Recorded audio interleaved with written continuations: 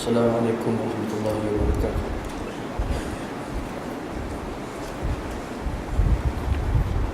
Hadis yang ke 264 muka surat Satrullah. Hadis 234.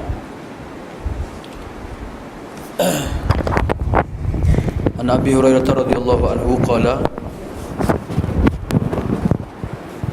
qala Rasulullah sallallahu alaihi wasallam qatalallahu al-yahuda ittakhadhu qubur anbiya'ihim masajida. Muttafaqun alaih. Wa zada Muslim wan Nasara walahuma min hadithi Aisyah radhiyallahu anha kanu idza mata fihim ar-rajulu salih banau ala qabrihi masjidan wa fihi ulaika syirarul khalq.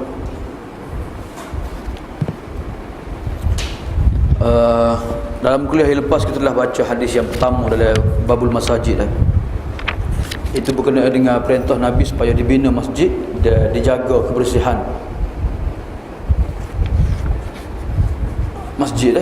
Kemudian hadis malam ni, hadis berkenaan larangan membina kubur di masjid ataupun membina masjid atau kubur. Hadisnya daripada Abu Hurairah radhiyallahu anhu. Dia berkata Rasulullah sallallahu alaihi wasallam bersabda, Allah melaknat Allah membinasakan. Qatala ni fi'il madhi tapi maksud dia doa dah. Semoga Allah membinasakan kaum Yahudi. Ittakhadhu qubur anbiya'ihim masajidah. Mereka telah menjadikan kubur-kubur Nabi mereka sebagai masjid, tempat ibadat. Ittakhadhu qubur anbiya'ihim masajidah. Tu ayat yang kedua tu dipanggil alasan kepada ayat yang pertama. Allah laknat orang Yahudi kerana mereka menjadikan kubur Nabi-Nabi mereka tempat sujud ataupun tempat masjid, tempat ibadat. Hadis muttafaqun alaihi. Dan Imam Muslim menambahkan lagi, dia orang-orang Kristian, orang Nasrani. Dalam Muslim, qatalallahu al-yahuda wan nasara. Allah perangi, Allah laknat Yahudi dan Kristian, dua-dua sekali dah. Dalam riwayat keduanya Bukhari Muslim juga, daripada hadis Aisyah radhiyallahu anha. Saat ni hadis Abu Hurairah ni hadis Aisyah pula dah. Disebutkan bahawa apabila ada orang soleh di antara mereka yang mati, yang meninggal dunia, mereka membangunkan di atas kuburannya sebuah masjid. Dalam hadis disebut bahawasanya mereka orang Yahudi dan Kristian seburuk-buruk makhluk. Tu dua hadis berkenaan dengan larangan menjadikan ataupun membina masjid atau kubur ataupun buat kubur atau masjid. Okey, yang pertama sekali pengajaran dua hadis ni. Riwayat yang pertama tu sebenarnya disebut oleh Rasulullah ketika Nabi hampir-hampir meninggal dunia, wafat dah. Disebut oleh Aisyah lamma nazala bi Rasulillah dah. Bila Nabi nazak dah, bila Nabi hampir-hampir meninggal dunia dah, maka Nabi kata la'anallahu al-yahuda wan nasara. Semoga Tuhan laknat Yahudi dan Kristian dah. Qatala dalam Quran ni, qatala dah. Banyak kali dalam Quran qatala kan, qatalahumullah anna yufakun kan. Semua qatala dalam Quran itu maksudnya laknat dah. Kullu qatala fil Quran maknahu la'na atau maknahu al-la'nah dah. Setiap qatala dalam Quran ini maksudnya laknat dah. Qatalahumullah. Tuhan sebut Tuhan perangi Yahudi, Tuhan perangi apa dia orang munafik dah. Maksud Tuhan laknat mereka dah. Allah laknat kepada Yahudi dan Kristian kerana mereka menjadikan kubur Nabi-Nabi mereka masjid-masjid dah. Hanya tempat sujud dah, tempat ibadat dah. Nabi memberi peringatan terhadap apa yang mereka lakukan dah. Ayyuhadhiru ummatah mimma sana'u haula dah. Nabi memberi peringatan kepada umat dia jangan melakukan, jangan meniru sebagaimana dilakukan oleh ahli kitab dah. Yang kedua dah, riwayat yang kedua daripada Aisyah radhiyallahu anha, sebut juga Ummu Habibah dengan Ummu Salamah pernah sebut pada Nabi SAW waktu Nabi sakit dah, sebut tentang gereja yang mereka pernah lihat di Habsyah dah, yang mana terdapat gambar-gambar dah, lukisan-lukisan dah. Lalu Nabi bagi komentar, Nabi kata mereka lah apabila mati seorang lelaki yang soleh, maka mereka akan bina kubur di atas masjid, bina atas masjid atas kuburnya dah. Mereka akan bina atas kuburnya masjid dan mereka buat lukis gambar-gambar dah, patung-patung dah. Mereka lah sejahat-jahat makhluk di sisi Allah pada hari kiamat dah. Itu dua hadis yang ada kaitan dengan hadis ni. Cuma disebut panjang lebar sikit supaya kita lebih jelas tentang makna hadis dah. Sebab dalam uslub dalam Bulughul Maram ni, Imam Ibn Hajar dia sebut hadis tu ringkas sangat dah. Sebab dia sebut hadis betul-betul nak ambil hukum saja dah. Jadi hadis ni kita ngaji bukan sekadar nak ambil hukum sahaja dah. Sebab dalam hadis tu ada pengajaran banyak dah. Banyak pengajaran dia dah. Tidak macam fiqh ni nak ngaji, nak tahu hukum ya. Hadis ni dia mengandungi banyak pengajaran-pengajaran dan nilai-nilai moral dah daripada hadis tersebut dah. Okey, dalam hadis ni terdapat hukum haramnya melukis gambar dalam masjid-masjid dah. Lebih-lebih lagi gambar-gambar orang yang soleh dah. Tu guru ke, ahli ulama ke dah, orang soleh ke dah. Kerana fitnah dengan gambar mereka lebih besar dah. Kalulah gambar tu dalam bentuk patung, maka dosa lebih besar lagi dah, dan fitnah lagi besar dah. As-suwar ni gambar saja dah. Kalau tamathil maksudnya patung lah yang diukir dah.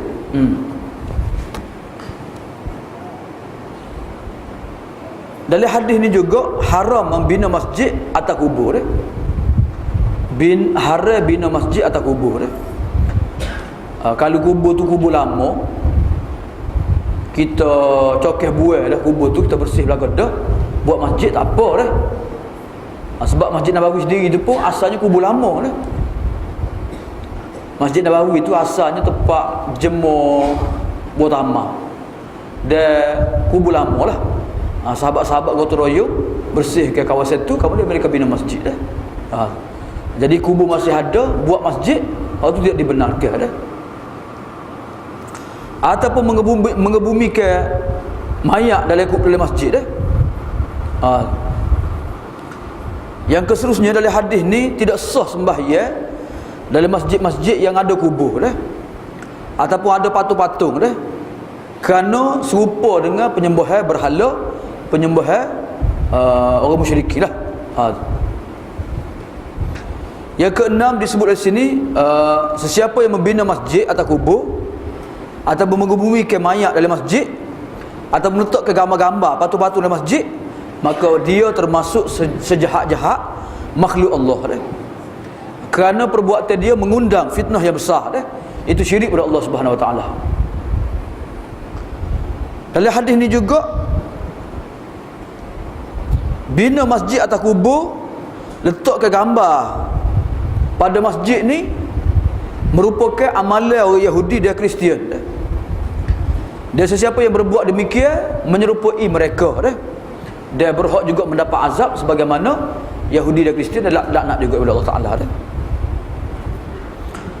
Berkenaan dengan hadis ni, Syekhul Islam Ibn Taymiyah sebut dah, kata dia al-illah dah, illah ataupun sebab syarak ni melarang membina masjid atau kubur ialah kerana berlakunya banyak syirik dah, syirik yang besar dah ataupun mujaah banyak berlaku bila mereka bina masjid atau kubur dah.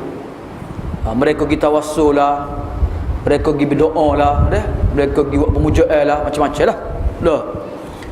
Jadi kadang-kadang Buat pemujaan atas kubur ni lebih bahaya daripada pemujaan pada pokok kayu, patung-patung dah. Sebab apa? Sebab dia berasa orang tu ada lagi dalam kubur dah. Dia ada lagi. Dia dengar seruan dia dah. Waktu bahaya tu.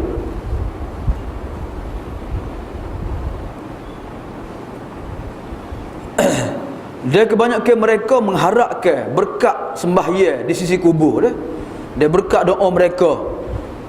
Apa yang mereka tidak harapkan di masjid dah. Ada dalam YouTube kan. Syekh Afifi kita tanya budak Indonesia pergi baca Quran atas kubur di Hadramawt. Dia pergi tanyalah apa baca Quran atas kubur ni. Baca Quran atas masjid dah. Dia royak lah sebab Tuhan beri ilmu lah baca Quran atas kubur ni. Syafi'i tanya mana berkat baca Quran atas kubur dengan atas masjid lah. Dia kata atas niat kita. Tanya pula dah. Atas niat kita, dia kata dia atas sakat baik kita lah. Kemudian dia tanya kali ketiga, dia kata atas kubur lah lebih berkat. Jadi tu iktikad setengah manusia yang beribadat di kubur. Mereka menganggap doa baca Quran apa sembahyang di kubur tu lebih berkat dan lebih besar pahalanya berbanding sembahyang di masjid dah. Okey, seterusnya dah. Kata dia perbuatan seorang lelaki yang sembahyang di kubur dan mengambil berkat sembahyang di kawasan kubur tu, ni jelas-jelas menentang Allah dan Rasul dah. Dia menyalahi agamanya dah. Dan mereka perkara baru dalam agama yang tidak diizinkan oleh Allah Subhanahu Wa Taala.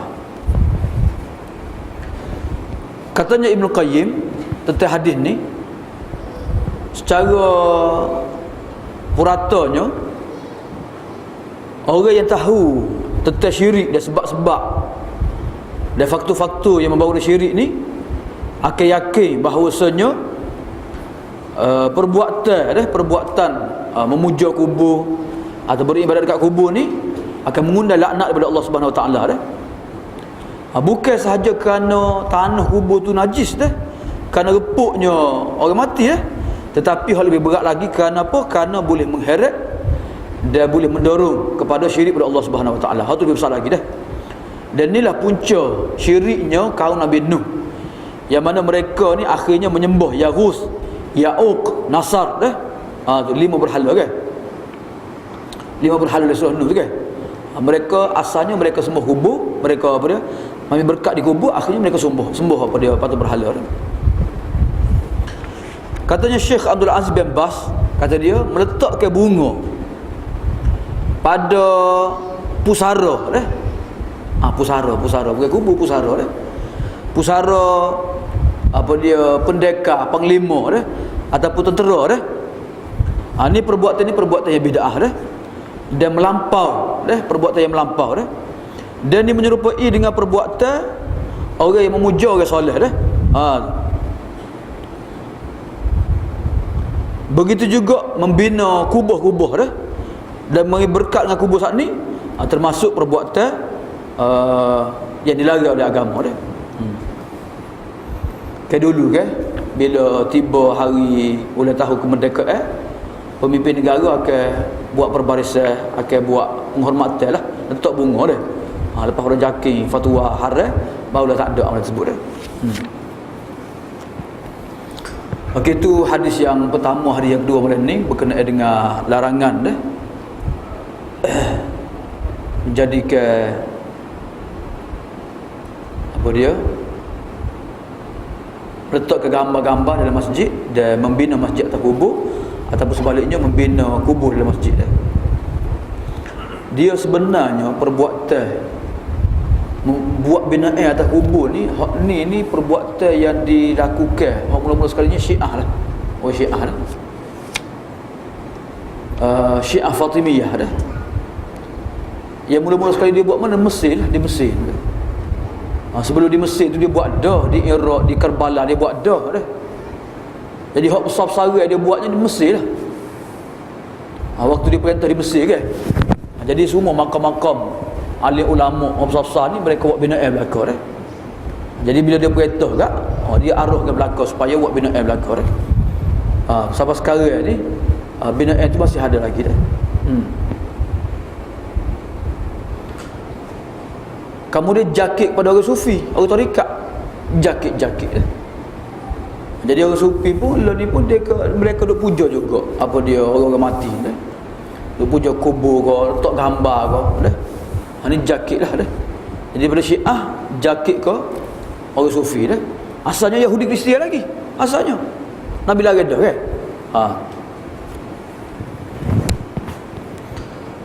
Kemudian seterusnya hadis yang ke 267 dah. 266 Wa an Abi Hurairah radhiyallahu anhu qala ba'atha Rasulullah sallallahu alaihi wasallam khailan faja'at bi rajulin farabatuhu bi sariyatin min sawaril masjid.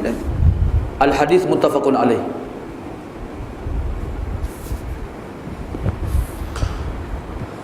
Hadisnya riwayat daripada Abu Hurairah radhiyallahu anhu, dia berkata Nabi sallallahu alaihi wasallam sabda pernah mengirim satu pasukan berkuda lalu mereka membawa seorang tawanan. Kemudian mereka mengikatnya di salah satu tiang dari tiang-tiang masjid. Hadis riwayat Bukhari dan Muslim. Abu Hurairah anhu meriwayatkan bahawa Rasulullah menghantar tentera berkuda lalu mereka menangkap seorang lelaki sebagai tawanan. Mereka tambak dia, mereka ikat dia di tiang Masjid Nabawi. Ini hadis Bukhari Muslim. Okey, orang yang tawanan ni maksud ialah Sumamah bin Usal. Dia termasuk daripada pimpinan ataupun ketua Bani Hanifah. Dia telah ditawar oleh tentera berkuda kaum muslimin, maka Nabi suruh supaya diikat di tiang Masjid Nabawi. Jadi tiap-tiap hari Nabi pergi ziarah dia, Nabi tanya dia lah, ma indaka ya Sumamah. Apa khabar kamu wahai Sumamah? Ma indaka ya Sumamah. 3 hari Nabi tanya dia tak jawab dia. Kali hari ketiga dia jawab. Yang kedua, hadis ni menunjukkan bahawasanya harus mengikat ataupun menambak ataupun ikat tawanan dalam masjid sekalipun tawanan tu bukan Islam kafir sekalipun boleh hukumnya sebab perbuatan Nabi tu paling-paling kurangnya boleh lah dah. Yang ketiga hadis ni menunjukkan bahawasanya harusnya orang musyrikin dan ahli kitab masuk masjid bila ada keperluan. Baru ni Obama pergi di masjid negara pak dalam masuk tapi tak semaya tahiyat masjid masuk saja jadi boleh boleh orang bukan Islam ni masuk masjid boleh. Mungkin tempat kita tak leh kali tempat kita ni dah biar masjid tak bagi tapi masjid-masjid besar dia bagi pula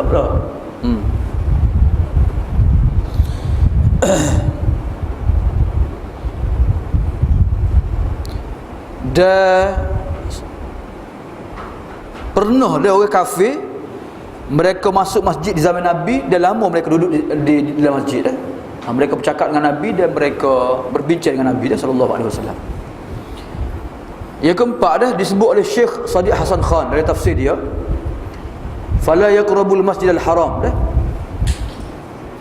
janganlah mereka itu menghampiri Masjidil Haram hadis ni larangan orang kafir daripada mendekati dan masuk Masjidil Haram mereka dilarang tu maksudnya jangan orang Islam bagi mereka masuk jadi Masjidil Haram sahaja masjid yang tidak dibenarkan masuk masjid-masjid lain boleh hatta Masjid Nabawi sendiri pun boleh masuk. Okey, berkenaan dengan masuknya orang kafir dalam masjid khilaf ulama kata dia Ahlul Madinah berpendapat ditegah setiap musyrik daripada masuk setiap masjid itu pendapat Ahlul Madinah katanya Imam Syafi'i hayat ini umum pada seluruh orang musyrikin dan larangan ni khusus kepada Masjidil Haram sahaja dah. Jadi tidak ditegah masuk masjid-masjid yang lain dah. Imam Syafi'i kata masjid lain boleh masuk, Masjid Haram sah tak boleh dah. Manakala Imam Ahmad bin Hanbal tidak halal bagi mana-mana orang kafir masuk Haram Makkah dah. Adapun masjid-masjid lain maka tak boleh masuk kecuali ada keperluan lah. Tu. Ada keperluan sahaja dah. Katanya Az-Zarkashi dalam kitab dia I'lamus Sajid fi Ahkamil Masajid, dibolehkan orang kafir masuk masjid, dia tinggal padanya dah. Kerana orang-orang kufar dah pernah mereka masuk Masjid Nabawi. Bahkan Imam Bukhari buat tajuk dah, bab dukhulul musyrik al-masjid dah. Bab bolehnya orang musyrik masuk masjid dah. Tu. Dan disebut juga hadis berkenaan Yahudi yang masuk ke Masjid Nabawi yang menceritakan berkenaan dengan pasangan yang berzina dah, Nabi SAW. Jadi hadis-hadis ni menunjukkan bahawasanya harusnya bolehnya orang bukan Islam masuk masjid, sama ada kerana hajat ataupun kerana keperluan-keperluan lain lah. Itu hukum dah, hukum orang kafir masuk masjid dah. Berkenaan dengan hukum orang kafir masuk masjid ni lah juga dalil bahawasanya orang perempuan hid boleh masuk masjid. Dah. Sebab orang kafir masuk masjid tu orang lelaki pun perempuan pun ada. Kadang-kadang mari hid juga kan. Jadi setengah ulama buat dalil ni juga harusnya perempuan hid masuk masjid, tapi kena jaga kebersihan masjid dah. Okey, seterusnya dah wa an Abi Hurairah radhiyallahu anhu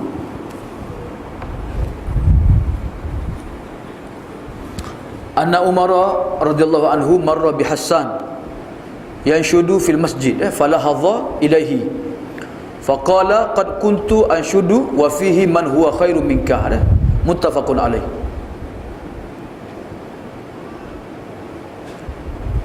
Dan daripada Abu Hurairah radhiyallahu anhu bahwasanya Umar radhiyallahu anhu pernah melewati Hassan bin Sabit yang sedang bersenandung dengan syair dalam masjid.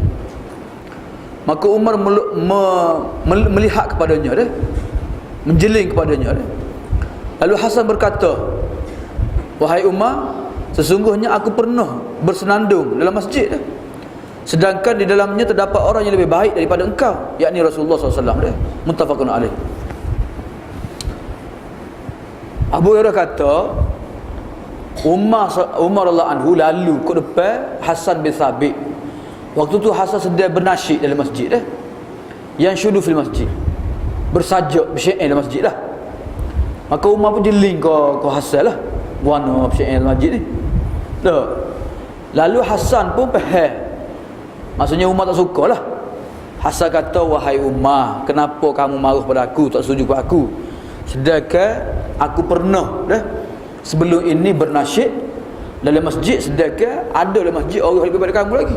Rasulullah ada, Rasul tak marah, apa marahnya? Itu maksud hadis lah. Ni hadis ni berkenaan dengan hukum insyadu syi'ri, membaca syair dalam masjid. Apa hukumnya Okey, tengok hadis yang pertama sekali dalam Sahih Bukhari, Hasan bernasyid menyebut syair dalam masjid, yang mana dia menjawab tuduhan-tuduhan orang musyrikin terhadap Nabi SAW. Jadi Umar melihat kepada dia seolah Umar mungkir dan ingkar terhadap perbuatan dia. Maka lalu dia pun jawab, kuntu unsyidu fihi, pernah aku bersajak atau bersyair sebelum ni waktu Nabi masih hidup. Itu yang pertama. Yang kedua, dalam hadis Tirmizi dan Abu Daud, daripada hadis Amr bin Shu'aib, daripada bapanya, datuknya, dia berkata Rasulullah melarang daripada bernasyid ataupun menyebut syair dalam masjid. Tengok ada dua hadis yang berbeza. Satunya perbuatan Hasan, yang keduanya ialah larangan Rasulullah daripada bernasyid dalam masjid ataupun menyebut syair dalam masjid. Okey, ulama menghimpunkan dua hadis ni, bahawasanya hak dilarang tu ialah syair-syair yang mengandungi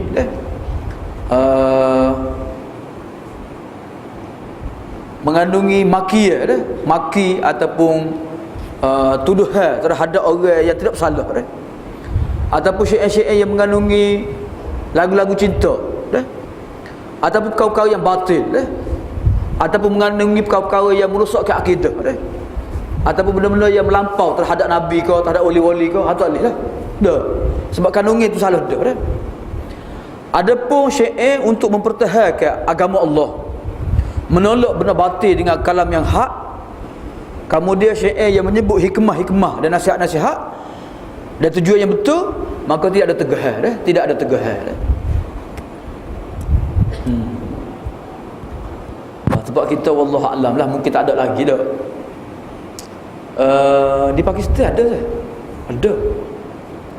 Sebab di Pakistan pun dia buat sambutan contohnya khatam Quran ke ataupun khatam Bukhari ke dia buat masjid. Kadang-kadang dibuat di sekolah, tapi kalau sekolah tu sepik, tak ada tempat, dia buat masjid lah. Jadi dalam masjid tu kalau ada program dia ada berlaku lah, ucapan pengerusi ada, kemudian nasyid pun ada jugalah. Tapi tak ada lah disertai dengan alat-alat muzik, tak ada lah. Dah. Sajak pun ada, sajak dia dah. Tapi sajak dia ni semangat sajak dia. Dah. Sajak dia bersemangat lah. Jadi nasyid ko, sajak dia ko yang penuh dengan semangat dah. Boleh nak tengok. Taik dari YouTube ada lah. Dah. Boleh tengok lah macam mana dah.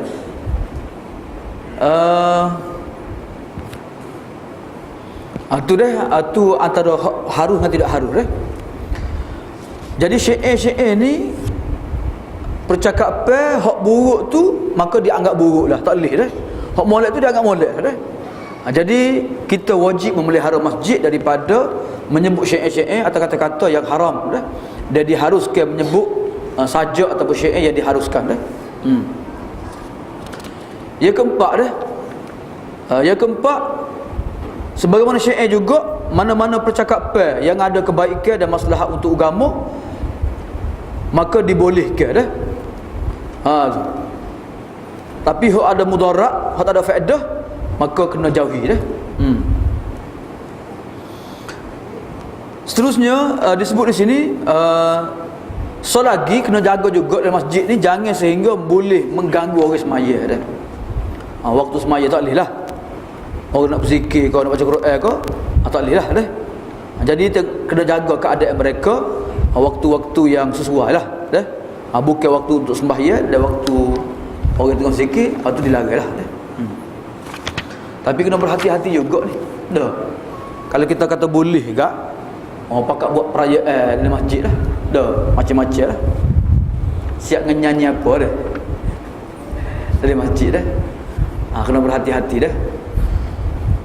Sebab itulah pak kita sekarang ni pun mari dah apa dia amalan bukan setakat bernasyid lah, bukan setakat apa dia sebut syair-syair, bahkan sekali dengan gendang lalu dah dah, sekali dengan gendang, sekali dengan piano, semua sekali dah. Jadi hak tu tidak benarkan sekali kali dah. Jadi hak berlaku dalam Masjid Nabawi, berlaku dalam apa dia? Mana? Hak muzik dalam waktu hari raya tu, hak tu dikecualikan dah. Hak tu sukulah dah. Kita tak boleh faham apa dia kompang yang dimainkan pada hari raya dengan musim perkahwinan, kita nak kiyahkan boleh berlaku, tak boleh dah. Sebab tu sebenarnya hadis tu menunjukkan bahawa situ saja boleh dah. Orang tak boleh dah maksudnya. Dah. Tapi orang faham boleh berlaku. Tu masalah dah. Hak Abu Bakar masuk, Abu Bakar larang dah. Maksudnya Abu Bakar faham sebelum tak boleh. Tapi Nabi kata biarkanlah Abu Bakar dah. Maksudnya dikecualikan pada hari tersebut kerana tu hari raya. Dan Nabi sebut hari raya kan? Jadi kita kena faham hadis tu, kena faham dalam konteks dia lah, jangan faham secara luas dah. Kalau tidak banyak fitnah akan timbul dah. Kemudian seterusnya dah, wa anhu radhiyallahu anhu qala Rasulullah sallallahu alaihi wasallam, man sami'a rajulan yanshudu dhallatan fil masjid falyaqul la raddahallahu alayka fa innal masajid lam tubna li hadza, rawahu Muslim.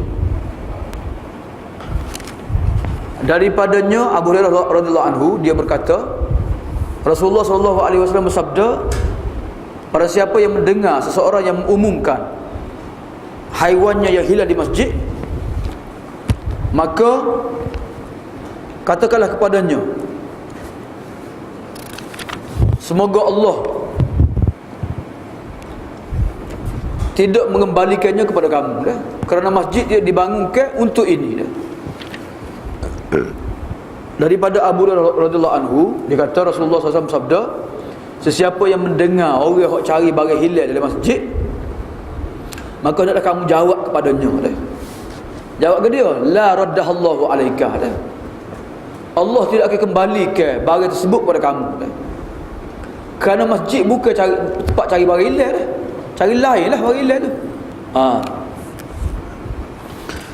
Okey, hadis ni hadis ni yang pertama sekali, hadis ni sesiapa yang mendengar orang yang cari barang hilang di masjid, maka hendaklah dia sebut kepada orang cari itu dengan nyaring, la raddahallahu alaika. Bukan semua orang berani jawab ni. Orang berani jawabnya. Tak jumpa cari masjid cari lain lah. Tu jawab Tapi sekarang ni masjid-masjid lah tempat istihar barang hilang. Dok jailan, anak kecil dok. Kalau Pakistan dulu, anak hilang. Tiap-tiap waktu ada istihar dok. Moga masjid dia, keliling masjid tu rumah setinggi belakang kan. Anak tu ambil sikit dari rumah dia tu, masuk rumah lain, tu cuba cari dah. Cari mana? Dok. Jadi istihar di masjid dah. Dok. Baca dok. Ustaz umur 4 saat ada budak seorang umur 4 tahun gege dah. Mari cari. Jadi istihar tempat budak hilang Jadi Nabi larang kita istihar barang hilang di masjid Apa nak istihar mana? Istihar lain. Dewa orang ramai ke, pasar-pasar ke. Okey, seterusnya yang keduanya, hukum ini umum sama ada barang hilang itu binatang ke, barang-barang ke, piti mah ke. Dan kerana masjid bukan dibina untuk cari barang hilang tak boleh berlaku lah. Yang ketiga, hadis ni menunjukkan haramnya mencari barang hilang di masjid dan wajibnya berdoa terhadap orang cari barang tersebut dengan doa ini dan dia berhak didoa dengan doa ni kerana masjid kalau dia jadikan tempat cari barang hilang, maka boleh menyebabkan mengganggu orang sembahyang, dia orang beribadat dengan amalan-amalan dunia Yang keempat kalau orang tu keluar dari masjid, kamu dah istihar barang hilang luar masjid, tak apa tak bolehnya dari masjid, tak bolehnya luar masjid tak apa Okey, dalam hadis ni menjelaskan kepada kita fungsi masjid Masjid ni untuk apa? Untuk solat, untuk zikir, untuk baca Quran, untuk muzakarah untuk majlis ilmu bukan untuk cari barang hilang ataupun kerja-kerja dunia yang lain Katanya Ibnu Katsir, masjid merupakan tempat yang paling disukai oleh Allah dan rumah yang tempat beribadat kepada Allah Firman Allah dalam surah An-Nur, fi buyutin adzinallahu an turfa'a wa yuzkara fi hasmuh dalam rumah yang Allah izinkan diangkat dan disebut padanya namanya Jadi masjid ni perlu dibersihkan daripada kotoran, daripada perkataan yang sia-sia, daripada perbuatan yang tidak layak dengannya Ada orang sebar ke hadis hadisnya, jannibu masajidakum majaninakum wasibyanakum warafa aswatikum, jauhilah masjid-masjid kamu daripada orang gila, daripada kanak-kanak, daripada mengangkat suara Ini hadis ni sahih ni hadis tapi hadis ni la aslalahu tak ada asal baginya semua sanad hadis ni dhaif berlaku dan lemah berlaku Jadi tidak perlu kepada hadis yang tidak ada asal, hadis yang direka-reka Sudah madai dengan hadis-hadis yang sahih dah. Yang Nabi suruh kita jaga masjid dah. Kemudian sebagaimana haramnya kepada orang yang cari barang hilang di masjid, maka haram juga orang yang jumpa barang hilang dia istihar di masjid pun haram juga dah. Sama-sama haram lah. Istihar barang hilang pun haram. Istihar cari barang hilang pun haram juga dah. Dia biasanya sebelum khutbah jemaah kan ada barang hilang dah. Sebab dia ijaz kat dia nak kocik kat temu untuk bila lah dah. Istihar dah.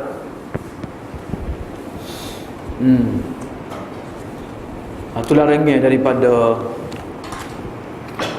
cari dan istihar barang hilang dah. Kemudian seterusnya, hadis seterusnya berkenaan dengan masjid juga. Wa an Abi Hurairah radhiyallahu anhu anna Rasulullah sallallahu alaihi wasallam qala idza ra'aitum man yabi'u idza ra'aitum man yabi'u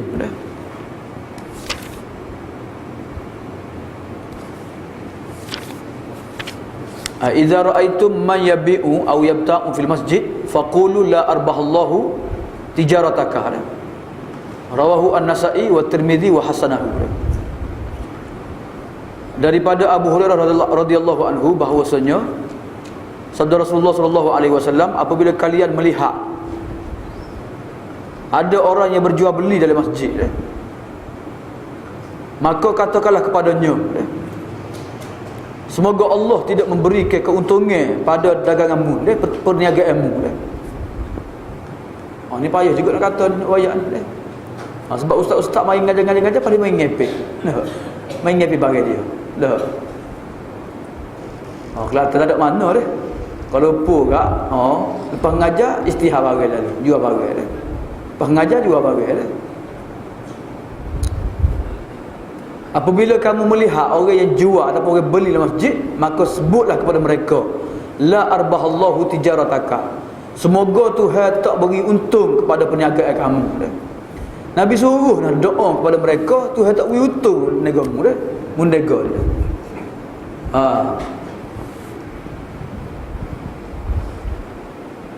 Ini hadis sahih dah, riwayat Tirmizi dan An-Nasa'i dah. Ini banyaklah berlaku dah. Banyak berlaku ustaz-ustaz kita yang nega atas masjid dah. Allahu Akbar. Sepatutnya pihak masjid tepek dah, tepek besar. Dah dilarang ustaz-ustaz berniaga di masjid. Dah. Orang lain tak niaga, ustaz yang niaga je. Dah. Tu lebih besar dah. Ngadak ngajar tu lebih besar. Ni nampak.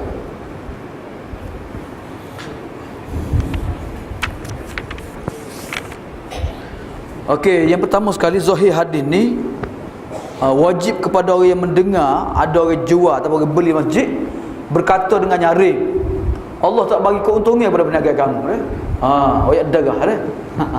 Biar kejut ustaz dah. Kerana masjid bukan dibina untuk berniaga bukan tempat jual beli tak dah. Kalau jual beli masjid gak ya lah dah.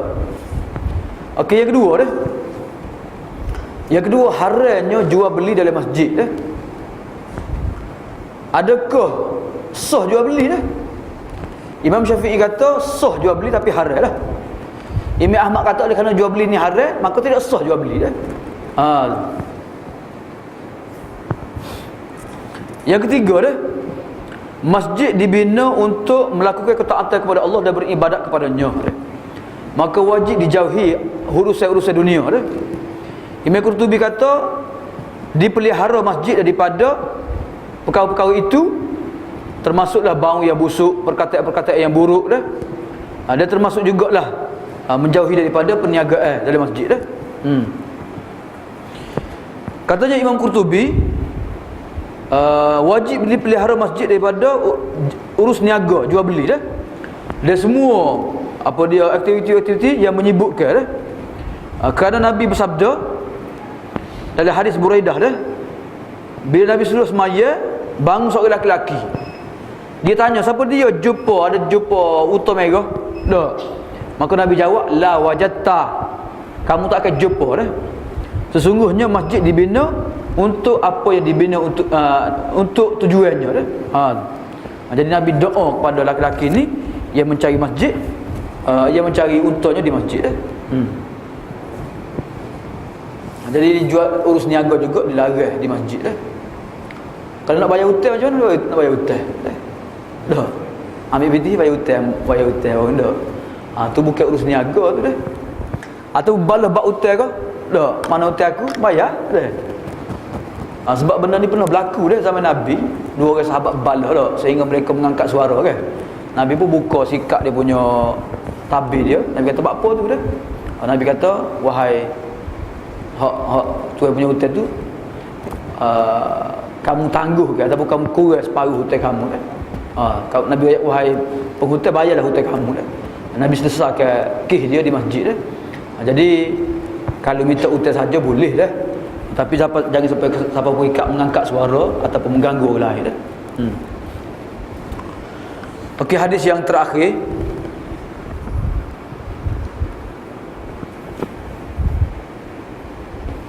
Wa an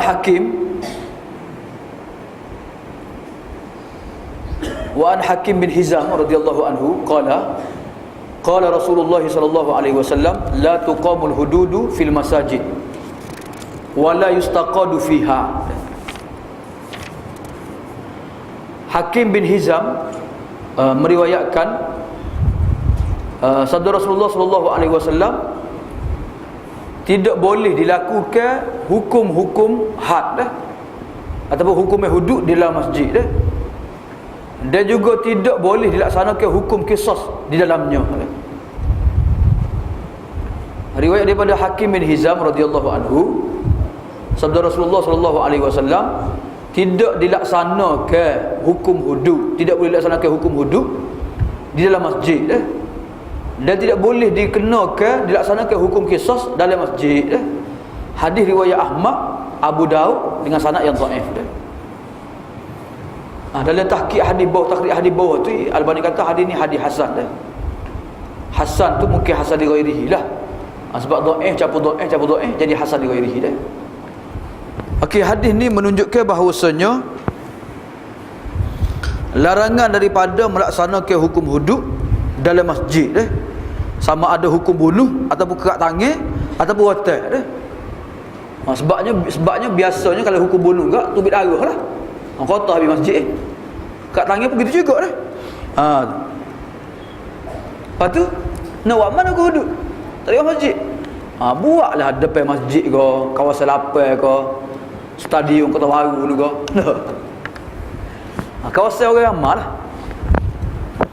Kalau mengikut 27 hari mak dia sebut, dia kata lepas pada semai jemaah kan, biasanya hukum hudud dilaksanakan depan masjid lah. Depan kawasan masjid lah. Kalau zaman Nabi dulu dia panggil musalla dia. Masjid Nabawi, kemudian sebelah Masjid Nabawi tu sebelah antara Masjid Nabawi dengan Kubur Baqi' tu dipanggil musalla dia. Di musalla itulah disembahyang raya pun situ, sembahyang jenazah pun situ, kemudian dilaksanakan hudud pun situ juga dia. Di musalla lah. Sebab mudah lepas orang keluar sembahyang kan, orang pakai tengok belakang, pakai ikut belakang dia. Jadi hukum hudud ni dia tak boleh hukum hudud pergi masuk dalam bilik belah senyap-senyap kan ni. Sebab hukum hudud ni tujuan untuk beri peringatan pada orang ramai, bukan nak kerat sangat anggota sepung dah. Tujuan hukum hudud ni ialah untuk beri peringatan pada orang ramai dah. Jadi sebab tu hukum hudud mesti dilaksanakan depan ramai-ramai dah. Padai ke, kawasan lapar ke, kumpul ramai-ramai orang, hari Jumaat ke. Kena tu.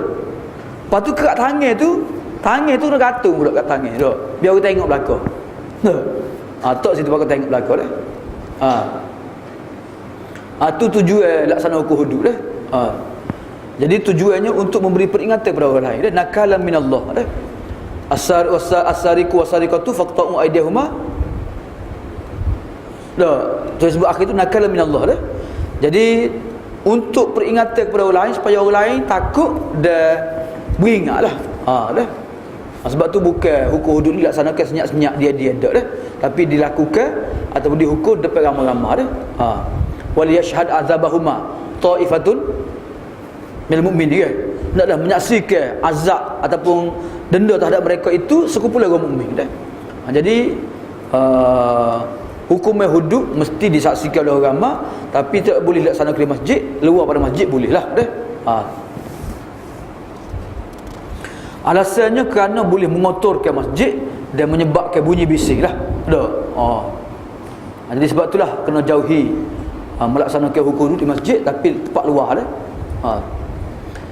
Okey, yang ketiga, hadis ni menunjukkan bahawanya haramnya melaksanakan hukum hudud di masjid dah. Dalam itu menunjukkan haram dah. Dalam syarah Muntahar disebut dia haram melaksanakan hukum hudud di masjid dah kerana hadis Hakim bin Hizam. So yang keduanya li'annahu la yu'man, kerana mungkin berlaku pertumpahan darah dah. Dia kotor di masjid dah, sebab tu dilarang dah. Kena baca sudah hadis dah. La tuqamul hudud fil masajid. Dia kata la tuqamul hudud dah pula dah. Bukan tidak laksanakan hudud. Hudud tu laksana tapi bukan di masjid dah. Jadi hadis ni menunjukkan bahawanya hukum hudud dan hukum qisas ni memang dilaksanakan di zaman Nabi SAW dah. Cuma Nabi larang dilaksanakan hukumnya dalam masjid dah. Dalam pira beli pun ada hukum hudud ni. Saka ni. So lagi dah. Wa an Aisyah radhiyallahu anha qalat usiba Sa'dun yaumal khandaq fa daraba alaihi Rasulullah sallallahu alaihi wasallam khaymatan fil masjid liya'udahu min qaribin, muttafaqun alaih. Aisyah radhiyallahu anha berkata, Sa'ad cedera dia pada hari Khandaq dia. Usiba dia. Usiba maksudnya terkena dah. Terluka ataupun tercedera dah. Apa dia Sa'ad pada hari Khandaq dah. Perang Ahzab. Kemudian Rasulullah buat kemah dalam masjid untuk mudah Nabi menziarahi dan merawat apa dia cederanya Sa'ad dah. Siapa dia Sa'ad dah? Sa'ad ni ialah Sa'ad bin Mu'az dah, salah seorang pemimpin orang Ansar. Dia hadir dalam perang Badar dan perang Uhud dah. Dia cedera pada perang Khandaq fi akhulihi dah. Akhulihi ni maksud orang tangan dia. Ada orang tangan dia. Cedera dah. Orang sini dah. Sini orang ni. Orang hak ni orang utama dia dah. Fa asabahu nazif. Luka tak berhenti dah. Tak berhenti luka. Jadi Nabi pun suruh buat kemah.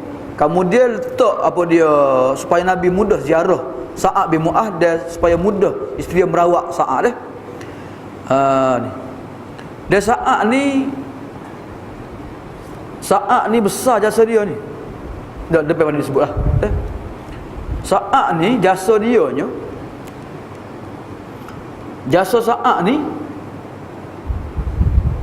dengan sebab dia masuk Islam habis satu kabilah masuk Islam dah. Banu Abdul Ashhal. Dan dia ada percakapan dan kedudukan yang mulia pada perang Badar dah. Bila perang Badar kan, bila Nabi tanya kan, dia sebut perkataan yang cukup berani kan. Kalau kamu mengharungi laut sekalipun wahai Rasulullah, kami akan mengharunginya lah. Tu apa sokongan Sa'ad kepada Rasulullah dalam perang apa dia? Dalam perang Badar dah. Dan Sa'ad jugalah orang yang memutuskan hukumnya bunuh kat atas Bani Quraizah dah. Bani Quraizah 500 orang nak bunuh sembelih kan. Sa'ad yang memutuskan dah. Jadi bila orang Yahudi ni minta supaya Sa'ad yang memutuskan, maka Sa'ad kata aku hari ni akan putuskan hukumnya yang aku tak takut pasal dia pun dah. Hukumnya yang aku lakukan kerana Allah Ta'ala dah. Maka semua sekali tentera dibunuh belaka, budak-budak orang perempuan ditawai belaka, harta dirampas belaka dah. Nabi akui apa dia hukumnya dia. Nabi kata kamu telah menghukum dengan hukum Allah dah. Jadi Sa'ad pernah berdoa dah supaya Tuhan tidak mematikan dia sehingga Tuhan menyejukkan matanya, iaitu Tuhan hukum Bani Quraizah dah. Sebab Bani Quraizah ni mereka telah khianat dan mereka menyembelahi tentera Ahzab dalam peperangan Khandaq dah. Maka Tuhan makbulkan doa dia sehingga dibunuh semua sekali tentera-tentera Bani Quraizah dah. Yang kedua, dalam hadis ni perang Khandaq berlaku pada bulan Syawal tahun yang kelima dah Hijrah dah. Yang mana orang Quraisy telah mengepung Madinah dan begitu kabilah-kabilah yang berada di Najab kepung Madinah dah. Mereka membuat perancangan dan mereka buat pakatan dengan puak-puak Yahudi Bani Nadir dah. Antara mereka ialah Huyai bin Akhtab Al-Yahudi dah. Tu. Jadi mereka kepung Madinah selama 25 hari. Orang Islam menggali parit di sebelah apa dia Syamal dah, utara dah, sebelah utara Madinah dah. Itu sejarah kuih Khandaq dah. Kemudian hadis ni menunjukkan bahawasanya harusnya tidur di masjid. Dia harus juga orang sakit tinggal di masjid walaupun luka sekalipun dah. Dan hadis ni sebenarnya macam mana Rasulullah menghargai dah. Dan Rasulullah memberi layanan yang baik istimewa kepada Sa'ad bin Mu'az dah. Jadi kita kena bagi layanan kepada seorang itu mengikut kedudukan dia lah. Kalau dia seorang pemimpin, seorang yang berjasa, seorang yang banyak kebaikan dia, maka kita pun kena bagi apa dia layanan yang istimewa untuk dia sebagaimana Rasulullah bagi layanan kepada Sa'ad bin Mu'az dah. Dalam hadis ni menunjukkan kepada kita berkenaan dengan peranan masjid di zaman Nabi dah. Masjid ni bukan tempat semaya saja, bahkan masjid ada disampaikan ilmu dah dimulai Rasulullah menghantar tentera jihad pun di masjid juga dah. Kemudian Rasulullah putuskan perbalahan dah, ada perbalahan pun di masjid juga dah. Dan di masjid juga tempat mesyuarat dan diputuskan banyak urusan-urusan lah.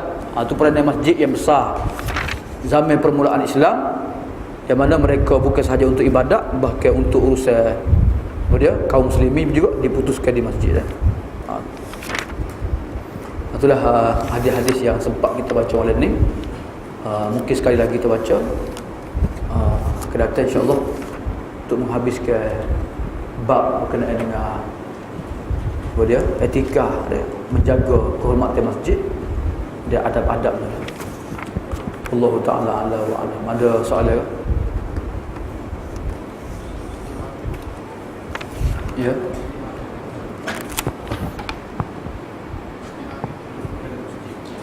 Isytihar minta derma dalam masjid dah.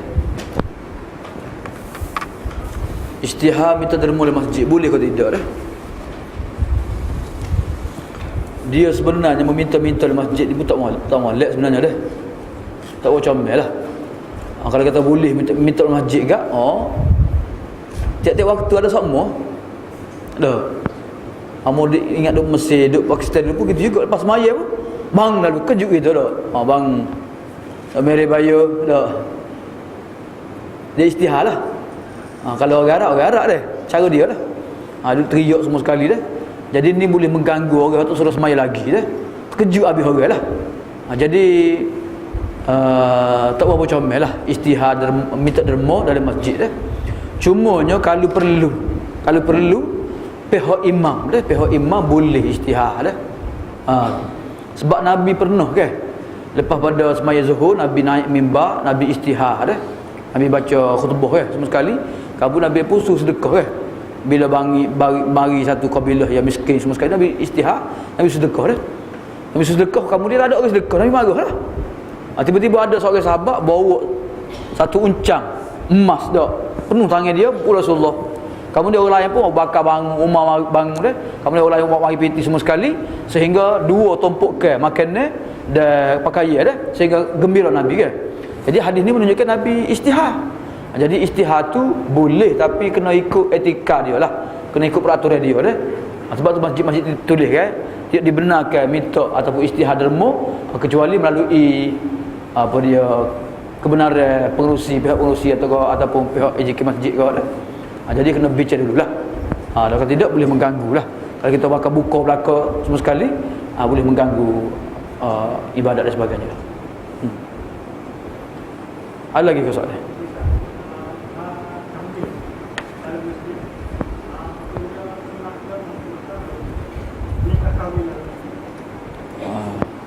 Akad nikah dalam masjid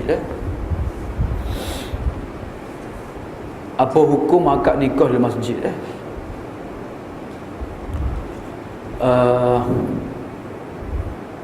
pada asalnya hukumnya harus akad nikah dalam masjid tapi kena jaga adab-adab dia lah dah. Sekarang ni bila akad nikah dalam masjid, mereka bergambar dalam masjid lah, batai semaya dalam masjid lah, kena siap kucuk-kucuk apa dia isteri dalam masjid lah dah. Tu tak comel lah. Kalau kita tengok dalam agama Kristian, dah Kristian kan nikah di masjid, nikah di gereja dia, dah. Dia tunjuk bini dia, okey sekarang boleh kucuk lah isteri kamu, sebab dia isteri kamu dah kucuk lah, tak boleh tengok belakang dah. Jadi kalau buat macam tu seolah-olah menyerupai agama lain lah. Jadi kalau nak akad nikah pun boleh dah, tapi kena jaga adab-adabnya dah. Amo teringat waktu akad nikah di Pakistan, masjid kot dia buat dah. Tapi ada orang lelaki lah. Orang perempuan tu tak tahulah ada ke tak, mungkin ada tempat lain kali sebelah lain ke. Dak. Jadi akad nikah dia mudah ya. Dak, Maulana tu kecek depan-depan ni. Kemudian dia pun royak lah. Royak hari ni kita hadir dalam majlis perkahwinan si fulan dengan si fulan gini, akhir pun disebut lah. Dia akad nikah lah. Jadi akad nikah berlaku tapi dia jaga adab-adab dia dah. Dia hanya akad nikah, lepas tu istihar, kemudian bagi-bagi apa dia? Sisa dah. Macam-macam tu lah. Jadi kena jaga. Kalau buat di masjid pun kena jaga dah. Bukan maksudnya afdal akad nikah dalam masjid ke tak dah. Mana-mana pun serupa ya. Boleh akad nikah berlaku di rumah ke, dah tempat lain ke boleh nikah berlaku dah. Tapi kena jaga adab-adab perkahwinan dalam masjid dah. Mungkin nikah di masjid tu ahli tu email lah. Mungkin ada 3 pasangan nak pergi rumah ke rumah juga. Dia pukul 11 baru sudah pukul 12. Dah. Rumah ni pukul 9, rumah ni pukul 10, ni pukul 11. Dah. Jajak tu email jauh lah. Jadi nikah masjid tu akan mudah. Pakai beratur dah. Mudah sikit. Tu lah.